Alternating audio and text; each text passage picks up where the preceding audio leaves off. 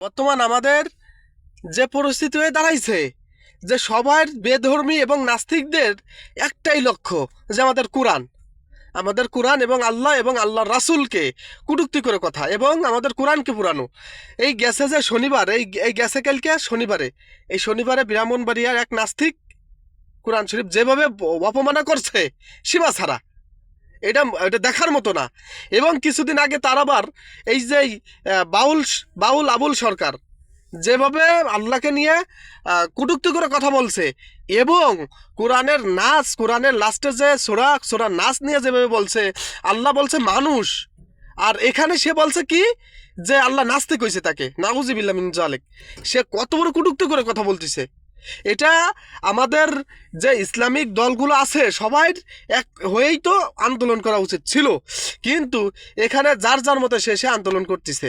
কিন্তু যার যার মতো কিভাবে আন্দোলন করতেছে, যে এখানে ক্ষমতার লোভে কয়েকটা দল ক্ষমতার লোভে তাদের পক্ষ নিয়ে কথা বলতেছে, কিন্তু একবার ভাবলো না যে আমাদের রব এই পৃথিবীর সৃষ্টিকর্তাকে যেভাবে যেভাবে কথাবার্তা বলছে, তো এই জন্য তার একটু নিন্দা করা উচিত, তার বিপরীতে একটু নিন্দা করা উচিত। কিন্তু যেমন মির্জা ফখরুল মুগ্ধা কখনো বলল না যে এই কারণে যে আল্লাহকে কটূক্তি করে কথা বলছে, এই জন্য তাকে নিন্দা জানাইতেছে, এই বিষয় তার মুখেই আসলো না।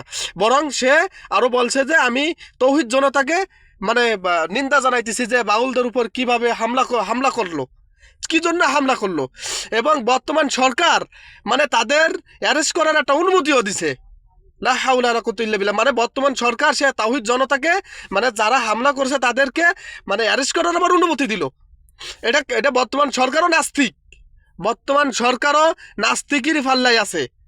এবং মির্জা ফখরুলের মানে যেভাবে কথাবার্তা বলতেছে নাস্তিক ছাড়া আর কিছু না। এবং আমাদের একমাত্র হিফাজতে ইসলাম যেটা বাবুনে করি, জুনাইদ বাবুনে করি, ইনটা ডাইরেক্ট বলছে যতদিন মৃত্যুদণ্ড না হবে ততদিন আমরা আন্দোলন চালিয়ে যাব, যতদিন মৃত্যুদণ্ড না হবে। তো আল্লাহর কাছে শুকরিয়া আদায়, আল্লাহর কাছে দোয়া করি যে আল্লাহ এই বাবুনগরীদের আরো উত্তেজিত হওয়ার তৌফিক দান করো আল্লাহ। এবং এই যে আমাদের আরও কিছু সংগঠন আছে এই ইসলামিকরা মোটামুটি জানাইছে, কিন্তু এর বিশেষ করে এই আমাদের পার্সোনালি যে জামাত শিবির, এই মানে জামাত শিবিরও কিন্তু এত উত্তেজিত হইতেছে না। কি কারণ হইতেছে না উত্তেজিত?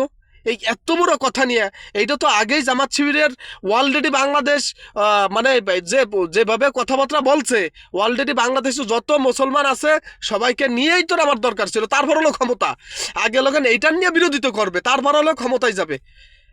তো এরা ক্ষমতায় গেলে কি করবে তা আল্লাহ ভালো জানে। কিন্তু তো তুই ক্ষমতা যাওয়ার আগেই যে তুমি ক্ষমতার লোভে বসে আছো, আল্লাহর নামে এক নাস্তিক এক ফাউল এইরকম ধরনের আলাপ আলোচনা করতেছে, আমাদের কোরআন পুরাই ফেলাই দিছে। তো এই বিষয় নিয়ে তুমি মুখ খুলতেছো না, কি কারণে মুখ খুলতেছো না? খালি খালি একটা সংবাদ সম্মেলনও তো করলো না, জামাত শিবির তো একটা সংবাদ সম্মেলনও করলো না এই নিয়ে। তো সবাই তো খালি ওই 4-5টা ভোটের আশায়, 4-5টা বাউলির, প্রতিটা এলাকায় হাজার ভোট, প্রতিটা এলাকার হাজার ভোটের ভিতরে 4-5টা বাউল আছে। এই বাউলির ভোটের কারণে, 4-5টা ভোটের কারণে তুমি ক্ষমতার লোভে বসে আছো, এটা তোমার ভুল ধারণা। ওই আল্লাহ রব্বুল আলামিন আল্লাহ দেখতেছে, আল্লাহ সুবহানাহু ওয়া তাআলা ইজ ওয়াচিং মি। আল্লাহ সবসময় দেখতেছে কে এই দুনিয়াতে কে কি করতেছে, কে কি কার সাথে কি ব্যবহার করতেছে। এই জন্য আপনি ফিরে আসেন, ফেরার টাইম হয়েছে, ফেরার টাইমও আছে। আপনি ফিরে আসেন, ইসলামিক জোট দেন। যেমন জুনাইদ বাবুরি বিএনপির সাথে ছিল, যখন মির্জা ফখরুল ডাইরেক্ট বলছে যে ওই যে বাউলদের পক্ষ নিয়ে ডাইরেক্ট কথা বলতেছে, এই জন্য সাথে সাথে জুনাইদ বাবুরি হেফাজতে ইসলাম সাথে সাথে ফিরে আইছে। আল্লাহর কাছে শুকরিয়া করি, আল্লাহ ওদের আরও হিদায়াত দিক, আল্লাহ ওদের আরও উপরে উঠার তৌফিক দান করুক। এই জন্য যে যেখান থেকে আছেন সেভাবে পরিস্থিতি নিয়ে থাকবেন। কেননা এখন প্রতিটা এলাকায় নাস্তিক আছে যে কোরআন শরীফের উপর লক্ষ্য রয়েছে, কোরআন শরীফ উপর লক্ষ্য রয়েছে, আমাদের নবী এবং আল্লাহর উপর কটূক্তি করে কথাবার্তা বলার জন্য প্রস্তুতি নিতেছে। এই জন্য যে যেখানে আছেন সবাই প্রস্তুতি নেবেন।